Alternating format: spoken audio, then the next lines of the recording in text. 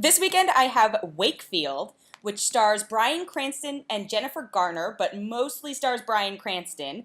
It's based on a short story by acclaimed author E.L. Doctorow, and it was written and directed by Robin Swicord, who has another film out right now called The Promise, which you may have seen. You probably know her best as the screenwriter for The Curious Case of Benjamin Button, Memoirs of a Geisha, and Matilda, but this movie might as well be called Midlife Crisis, the movie. Bryan Cranston's character is married to Jennifer Garner, and they have this nice house in the suburbs and twin teen daughters. And so he comes home one day from his job in New York City and decides that instead of going home, he's gonna hide in the attic of his garage and watch what happens if he just ignores them. Like, ignores their calls, ignores their, like, where are you? Are you coming home for dinner? And I was like, what the hell? Who thinks that way? So he passes out there, and then instead of coming home in the morning and being like, oh, sorry, I got caught up at work, or making up some other lie, and walking in the front door, he decides to ghost on his entire family. And he creeps on them for months from this attic. It's so weird, and I was like mind boggled with it. So he eventually like descends into madness and starts like eating garbage from around the suburban neighborhood and becoming like a vagrant squatter on his own property. And I'm just thinking, what the hell the whole time? And so I saw it had 100% on Rotten Tomatoes. I was like, oh, great.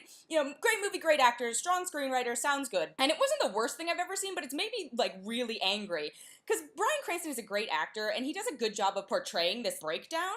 But it's this very rapid decline where, like, whose brain thinks that way? Like, you know what, I'm just never going to see my family again. But I'm not abandoning them because I'm in the garage across the street watching them for months.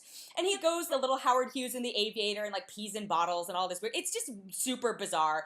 And then, kind of spoiler alert, but the end is so unsatisfying, and there's no resolution and there's no consequences. And I'm sure people are going to say, oh, it's a great character study, or it's the portrait of modern day suburban woes or something, but F that. I'm sorry. This is just weirdly glorifying leaving your loved ones and responsibilities to go on this selfish and self-indulgent mental break. And so I went back and I looked at all the reviews, and I was like, why does this have 100% right now? Oh, all the reviews right now are written by men. One of them, this is what bothered me. One of them said, this will probably appeal to, like, middle-aged women. I was like, no, this does not. I don't think this should appeal to women at all, because if this movie was for, like, Jennifer Garner's perspective about this abandoned housewife and mother, I feel like that'd be much more interesting, speaking of responsibilities being divvied unfairly. This dude just abandons his whole family. Like, why are we supposed to sympathize or empathize with him? So I was just frustrated the whole time, and I was watching this, sitting like, there's gotta be a payoff, there's gotta be some sort of crazy resolution.